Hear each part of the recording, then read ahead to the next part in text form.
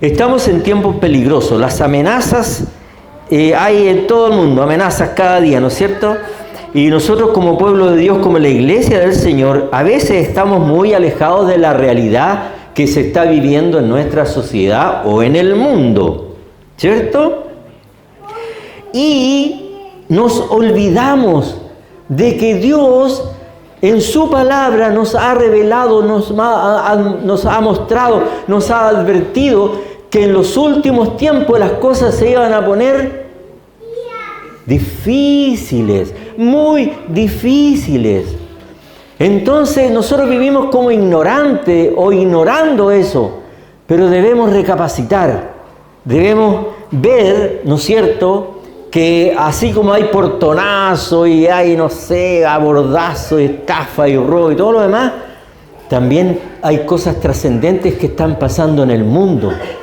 Siempre cuando tengo la oportunidad les digo, quizás un día en la mañana, cuando prendamos la televisión para ver las noticias en la primera hora, antes de irnos al trabajo, esté un urgente bomba atómica explotó en tal o cual lugar. Y eso va a ser de la noche a la mañana, de un día para otro, sin aviso previo. Por eso que nosotros, y la palabra de Dios nos advierte que tenemos que estar preparados para saber que las cosas, en vez de ponerse mejor, se van a poner peor. ¿No es cierto?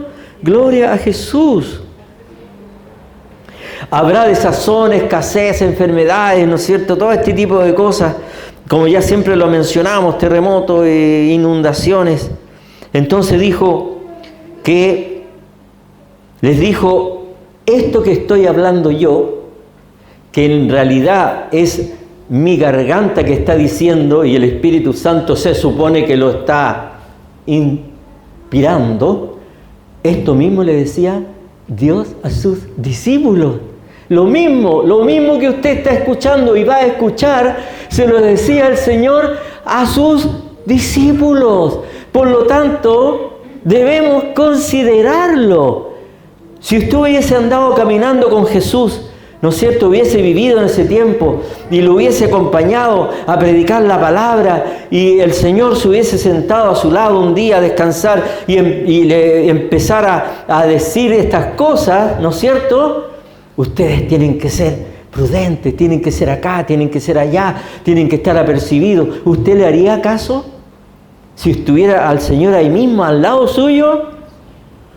Sí, ¿cierto? ¿Cómo lo hago, Señor? ¿En qué? Dime, ¿cómo puedo hacerlo? Acá, allá. Ahora también nos está diciendo a nosotros lo mismo que le dijo a sus discípulos. Y para eso tenemos dentro de nosotros a Cristo viviendo acá dentro. No está afuera, no anda caminando por las calles, no puede ir de un lado a otro porque su físico se lo impide. Ahora está en todos nosotros al mismo tiempo, y al mismo tiempo nos está diciendo, sean apercibidos, sean prudentes, sean...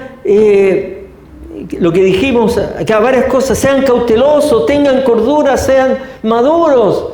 El Espíritu Santo que mora en nosotros nos está diciendo eso todos los días.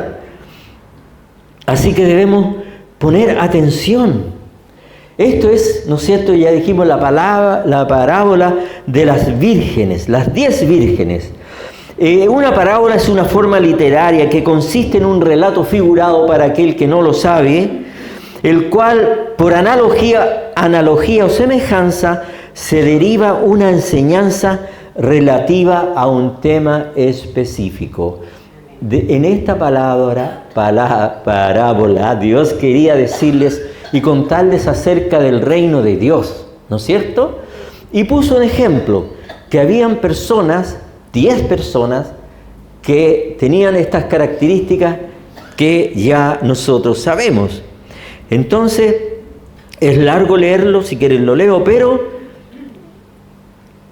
lo más importante es que eran 10 y las 10 eran vírgenes. Son cosas que sacamos del texto, que las 10 eran vírgenes, que las 10 tenían que estar esperando a su Señor. De hecho, estaban esperándolo.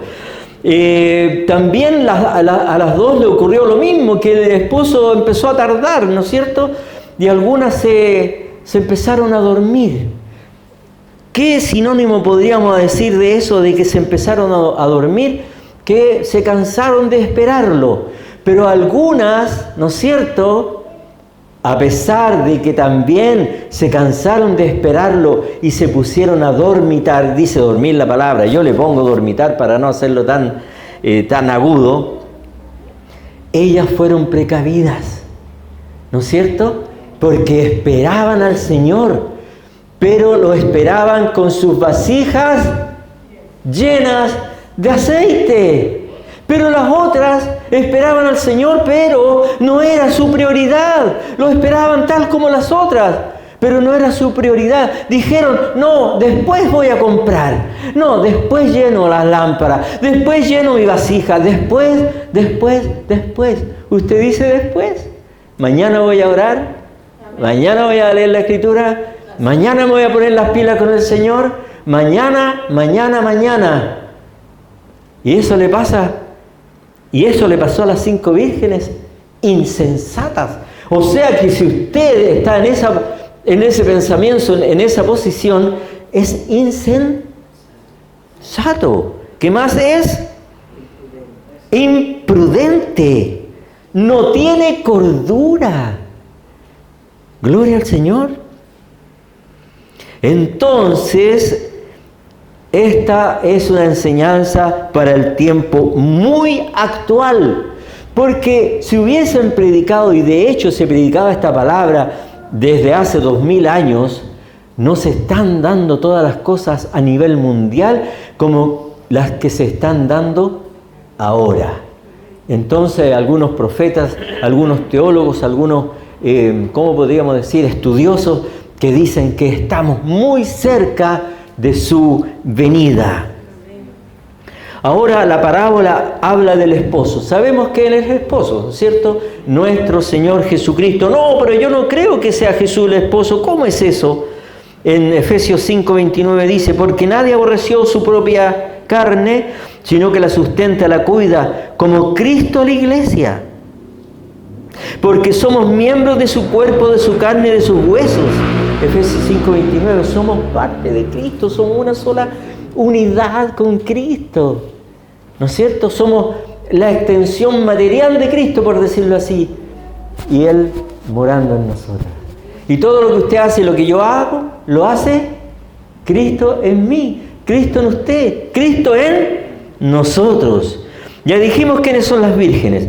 Son aquellos creyentes arrepentidos que se han entregado, que han entregado sus vidas al Señor y están limpias por la palabra y que espiritualmente están casadas o casados con Cristo. Pero ya dijimos, eran 10 vírgenes. Acá pueden haber 20 vírgenes, por decir un número. La mitad pueden ser vírgenes prudentes y la mitad vírgenes insensatas. Porque la cualidad o la condición de ser una virgen que aparece aquí es que seamos hijos de Dios, que nos hayamos arrepentido, ¿no es cierto?, que hayamos entregado nuestra vida al Señor, que hayamos sido limpios por la palabra y que espiritualmente estemos casados con Cristo. O sea, todos nosotros aquí tenemos esa condición, pero Dios espera una condición sobre esa, que la vamos a ver, ¿no es cierto? Así que podríamos estar aquí sentados tranquilamente diciendo, yo soy hijo de Dios, yo soy llamado por el Señor, yo tengo vida eterna, yo me entregué al Señor, y yo me arrepentí, así que estoy bien. Pero vamos a ir viendo. Ahora, dijimos que Dios advertía a sus discípulos igual que ahora nos está advirtiendo a nosotros. ¿Qué le decía el Señor a sus discípulos? ¿O qué le decía el Señor a la gente en general? Le decía en Juan 5:14, después de esto Jesús halló en el templo y le dijo, después de esto Jesús lo halló en el templo y le dijo, mira, has sido sanado, no peques más para que no te suceda algo peor. ¿Hay una advertencia aquí en este versículo? Este hombre es el paralítico de Betsaida, ¿no es cierto? La historia dice que estuvo, no sé, 30 y tantos años esperando poder meterse a la pileta, ¿no es cierto?, para ser sanado, pero era paralítico, no podía llegar, no podía hacerlo. Y Jesús se apiadó de él, lo sanó, y después estaba en el templo caminando como si nada. Y le dice eso: oye, no peques más para que no te venga algo peor. Aplicación: ¿ha sido sanado usted o yo? ¿Hemos sido sanados de alguna enfermedad? ¿Qué entonces nos tiene que decir el Señor? ¿O qué nos dice ahora el Señor? Ha sido sanado, ha sido sanada, ha sido sanado, han sido sanados. No pequen más para que no les venga algo peor. Eso me lo dice a mí ahora, a usted, a nosotros. Gloria al Señor. Está escrito. Dice Hechos 2:40, y con muchas otras palabras testificaba solemnemente y les exhortaba diciendo: sed salvos de esta perversa generación. ¿Quién era? Pedro, que le estaba predicando a los judíos y le decía: sed salvos de esta perversa generación. Lo que le está diciendo a usted y a mí el Señor: yo quiero que tú te salves, yo quiero estar contigo, yo quiero que tú entres al reino de Dios. No me importa tus individualidades, tus defectos, tus virtudes, lo que tú eres, lo que tú fuiste, lo que tú vas a hacer. Yo quiero salvarte, yo quiero estar contigo, yo quiero vivir una eternidad contigo. Sed salvos, sed salvos. Dios quiere que seas salvo, Dios quiere que seamos salvos. Sed salvos de esta perversa generación. Y esta perversa generación es a la que nos tira al mundo. ¿Qué vamos a hacer para el 19? Ya tenemos planes. ¿Algunos compraron chicha ya o no? ¿O pipeño? Sed salvos de esta perversa generación. ¿Alguno se quedó para ver el partido de Chile hoy día? Sed salvos de esta perversa generación. Gloria a Jesús. Ahora,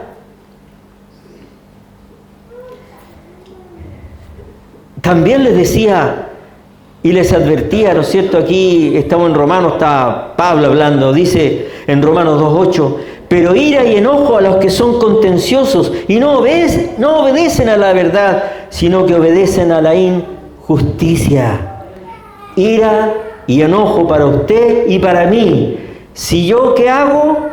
No obedezco a la verdad, a la palabra de Dios. Él es la verdad. Como decía, yo soy el camino, la verdad. La verdad, hay una sola verdad que se llama Cristo, se llama Jesucristo el Señor. Obedecer a la verdad, ¿no es cierto? Ira y enojo a los contenciosos y no obedecen a la verdad, sino que obedecen a la injusticia. ¿Quiénes son los injustos? El mundo, la corriente de este mundo. Está montada sobre una gran tiniebla de injusticia, de maldad, de perversidad.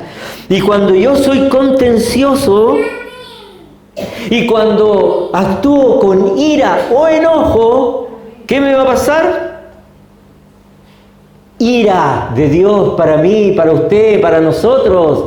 Si yo me enojo, tengo ira, vivo así enojado, vivo con enojo con este, con el de allá, con el de acá, y soy contencioso, ando peleando, me critico todo y todo eso que hacemos, que no debemos hacer, sino que va a haber ira y enojo de parte del Señor.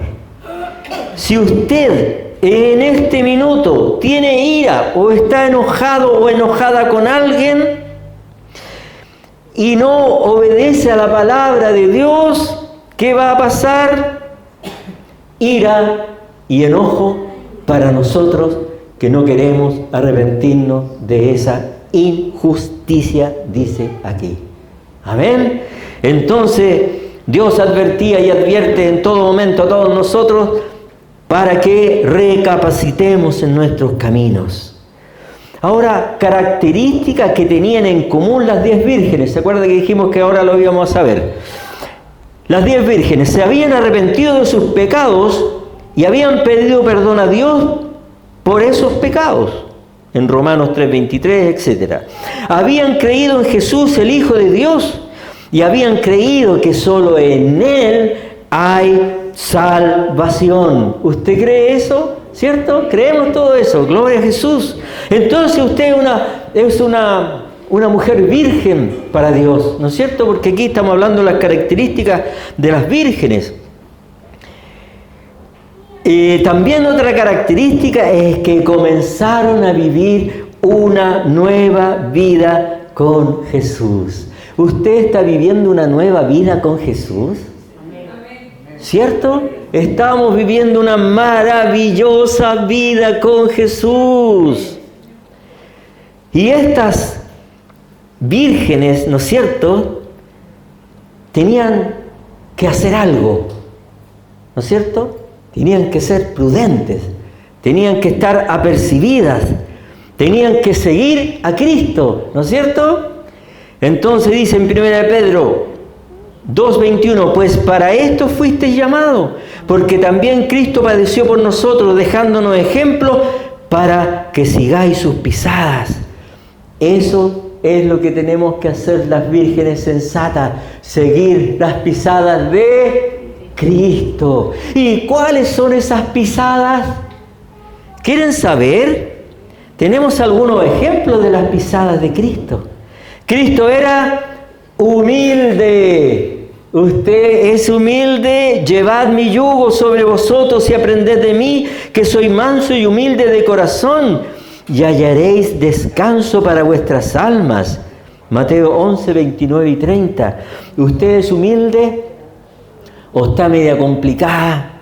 ¿No tiene paz en su corazón? ¿Está media... a veces uno dice, no sé, tengo una desazón tan grande? ¿Has escuchado esa frase? Tengo una desazón tan grande, porque uno tiene desazón cuando uno quiere hacer algo y no le resulta, ¿no es cierto? Hay desazón y esto y lo otro. Entonces, seguir a Cristo es ser o vivir con humildad, reconociendo que hay personas que están sobre mí en la práctica y hay personas que están bajo mí. Y a las personas que están sobre mí, yo, ¿qué hago? Soy humilde y obedezco. Ser manso es obedecer. Ser humilde es reconocer que hay autoridad mayores que yo. ¿Cierto? ¿Están de acuerdo? Amén. Gloria a Jesús. También las pisadas de Cristo. Él era sabio, ¿no es cierto? Jesús, desde chiquitito, ¿no es cierto? Está escrito aquí en Lucas 2:40, y el niño crecía y se fortalecía y se llenaba de sabiduría y de la gracia, y la gracia de Dios estaba sobre él, venía sobre él, crecía sobre él. Entonces, moraleja, usted que empezó el camino del Señor tiene que crecer en gracia, en sabiduría, en conocimiento de las cosas del Señor, de la palabra del Señor, de los principios de Dios, de los mandamientos de Dios. No puede estar sentadito o sentadita esperando el día domingo para venir a la iglesia y decir cumplí. No, eso no. Cristo crecía en gracia y en sabiduría desde pequeñito. ¿Cuánto tiempo lleva usted en la iglesia? ¿Y ha crecido? ¿O está atrofiada o atrofiado? ¿Ha crecido? Sí, estamos creciendo, porque la palabra del Señor dice que Él provoca nuestro crecimiento, pero tenemos que favorecerle, tenemos que poner de nuestra parte para que Él haga la tarea a tiempo. No vaya a ser que lleguemos tarde a las bodas. Tenemos que poner de nuestra parte para que seamos dóciles y hagamos lo que Él espera que nosotros hagamos por gracia de Él. Gloria a Jesús.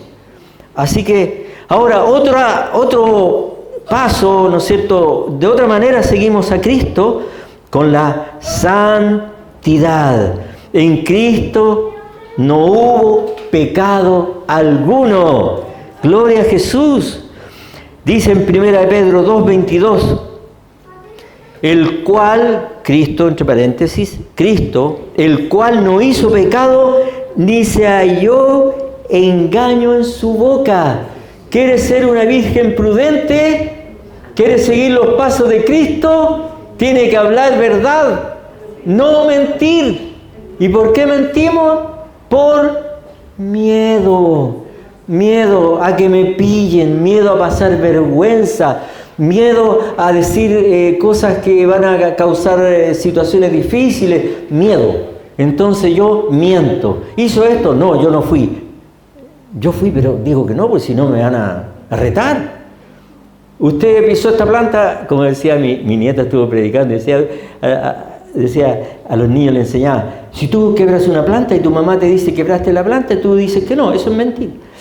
Entonces nosotros igual tenemos la mentira a flor de...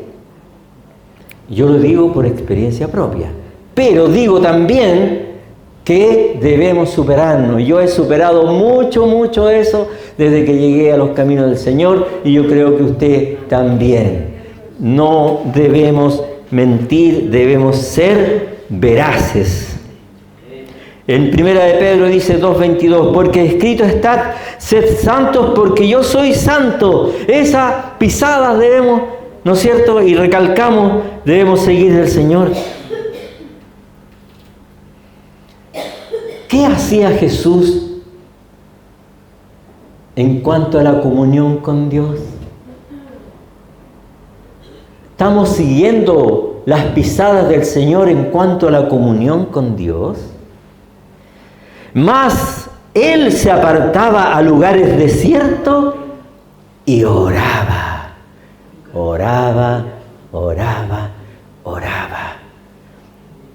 Nosotros nos autocatalogamos de buenos para orar, pero les quiero desengañar. Una cosa es ser bueno para orar y otra cosa es ser bueno para hacer lo que Dios nos está diciendo que hagamos cuando oramos. Porque cuando oramos y queremos de verdad tener comunión con Dios, Dios me va a decir lo que tengo que cambiar, lo que no tengo que hacer. Dios me va a decir que estoy en un camino equivocado y voy a rectificar. No sacamos nada con orar y jactarnos de que oramos y oramos y oramos y oramos. Yo estuve orando, pastora, todo el día, yo estuve orando toda la semana, hagamos ayuno de oración, hagamos esto, vigilia de oración, pero no sacamos nada si no vamos a cambiar, si no ponemos el corazón delante del Señor para que Él nos cambie, nos transforme. Entonces no nos criticaríamos, ¿no es cierto? Porque aquí parece, es un decir que dicen en otras iglesias, aquí se predica, pero todo queda igual, ¿no es cierto? Nadie hace lo que se predica. Y eso, Dios, el Señor, oraba a Dios. Y Él, ¿qué hacía? Hacía la voluntad de Dios. En cada minuto, en cada segundo, nunca hizo algo que no estuviera de acuerdo con la voluntad de Dios. Gloria a Jesús. ¿Qué tiene que hacer usted para ser una virgen prudente y sensata? Debe orar de corazón a Dios. Y si no sabe orar, ¿sabe cómo se aprende a orar? Orando. ¿Cómo se aprende a orar? Orando. Lo importante es que se disponga en un momento del día, en un tiempo X, usted se encierra y le dice, Señor, yo no sé orar. Yo empiezo a orar y me canso, Señor. Empiezo a orar y me quedo dormido, Señor. Empiezo a orar y los pensamientos me llenan la cabeza y al final parto a hacer lo que tenía que hacer. Eso no lo hacía Jesús. Jesús tenía que hacer muchas cosas y grandes y peligrosas, ¿no es cierto? Todos lo perseguían, lo acusaban, lo maltrataban, lo calumniaban, pero Él dedicaba un tiempo precioso a Jesús, se levantaba de madrugada a orar y ponía su corazón delante de Dios. Y decía, ¿no es cierto? La palabra dice, y Jesús en los días de su carne, ofreciendo ruegos y súplicas con gran clamor y lágrima, aquel que podría librarlo de la muerte, aunque era hijo, por lo que padeció, demostró su obediencia y fue autor y es autor de eterna salvación para todos los que lo obedecen. ¿Qué le parece este versículo? Jesús, en los días de su carne, orando con ruegos y súplicas, con gran clamor y lágrimas. Así ora usted, así oro yo, así oramos nosotros. No nos jactemos más de que estamos orando. Mejor no lo digamos, demostrémoslo con hechos. ¿No es cierto? Oye, esta persona era media así, pero ahora ha cambiado. Y uno le pregunta, oye, está distinta. Sí, es que estoy orando. Porque está demostrando que hay un cambio, porque Dios está cambiando, transformando, está recibiendo la gracia del Señor. Gloria a Jesús. Levantándose de madrugada, siendo aún muy oscuro, salió y se fue a un lugar desierto y allí oraba. Marcos 1:35. Las vírgenes sensatas viven conforme a los frutos del Espíritu. Todos nos sabemos de memoria los frutos del Espíritu. Pero yo me pregunto, ¿qué fruto del Espíritu estoy practicando? Amor, gozo, paz, paciencia, benignidad, bondad, fe, templanza, mansedumbre. ¿Cuál de todas esas virtudes? Es un fruto, pero son virtudes que componen este fruto. ¿Cuál de esas estoy practicando? ¿El amor? ¿El gozo? ¿La paz? ¿La paciencia? ¿La benignidad? ¿La bondad? ¿La fe? ¿La mansedumbre o la templanza? Gloria a Jesús. Debemos practicar estas maravillosas palabras del Señor. Voy a desengañarlos a los que puedan estar escuchando, no aquí, por ejemplo, en otros lugares. Para algunos, ser cristiano significa ir a la iglesia los domingos y no hacer cosas malas, como beber o como fumar. Sin embargo, en la Biblia encontramos que ser cristiano significa tener una relación personal con Jesús. De modo que los frutos se demuestren en toda nuestra vida. Eso es ser cristiano, creyente, discípulo, hijo de Dios. Dios quiere ver vida, Dios quiere ver consecuencia. Dios no quiere titulares. Oremos, oramos, estamos orando, hemos orado, ya se oró esto o lo otro. Quiere ver la palabra concreta hecha en cada uno de nosotros. Gloria a Jesús. Después que las vírgenes prudentes se hayan ido con el Señor, por haber tenido las lámparas encendidas y sus vasijas llenas de aceite, las otras vírgenes vendrán a golpear la puerta del Señor diciendo, ábrenos también la puerta a nosotros. El Señor les dirá, no les conozco. ¿A quién me refiero yo aquí? A nosotros. Después que las vírgenes de esta iglesia hayan entrado a las bodas del Señor porque guardaron aceite en sus lámparas y sus lámparas estuvieron encendidas, vendrán las otras vírgenes de Cuatro Álamos y le dirán, Señor, ábrenos la puerta. ¿Y qué dirá el Señor? No os conozco.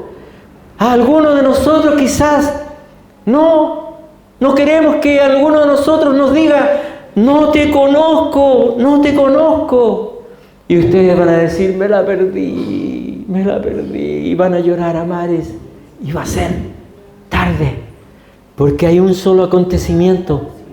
No hay dos ni tres, hay uno. Es una oportunidad. Y de harta paciencia que nos ha tenido el Señor para esperarnos, para conformarnos, para enseñarnos. Harta paciencia. Por lo tanto, ¿qué representa el aceite? Para que llenemos nuestra vasija, al Espíritu Santo. ¿Y cómo podemos comprar aceite? Como Jesús lo hacía. ¿Qué dice aquí más arriba? Y Jesús se levantaba de madrugada, ¿no es cierto? Y oraba al Padre, se apartaba a orar al Padre. Gloria a Jesús. Yo quiero ser sensato, yo quiero ser vigilante, quiero ser sabio, todos queremos lo mismo. Por esto tomemos en cuenta esta advertencia que Dios nos hace para que el día de mañana no nos encuentre desprevenido y estemos golpeando la puerta y diciendo: Señor, Señor, ábrenos la puerta, la cual no será abierta por cuanto perdimos una gran oportunidad. ¿Qué va a hacer desde mañana usted? Va a llenar su vasija de aceite, buscando al Señor de todo corazón, buscándolo y teniendo comunión con Él, y pidiéndole al Señor que llene su vida, pidiéndole al Señor que lo capacite para hacer su palabra, su voluntad, su doctrina, pidiéndole al Señor todo lo que tenemos, todo lo que vamos a tener, lo da el Señor cuando nosotros se lo pedimos de corazón. Así que hay esperanza, estamos a tiempo, todavía no ocurre la boda, todavía no ocurre el evento, pero quedemos con esto. Mañana yo comienzo un nuevo día con el Señor, una nueva comunión con Él y una nueva gracia de su Espíritu Santo me va a inundar y me va a ungir para honra y gloria de su nombre. Padre amado, gracias, muchísimas gracias, papito, porque nos advierte. Eso es amor, eso es amor. Todos los papás, ¿no es cierto?, terrenales, advertimos a nuestros hijos, pero tú eres el mayor papá, el más grande, el perfecto, el poderoso. Y a ti, papito, te queremos hacer caso. Llénanos de gracia, llénanos, papito, de un espíritu de obediencia, un espíritu de querer cambiar, un espíritu de hacer tu voluntad para honra y gloria de tu santo nombre, papito. Y en el nombre de Jesús sea hecho para tu gloria. Amén y amén. Gracias, Señor. Amén.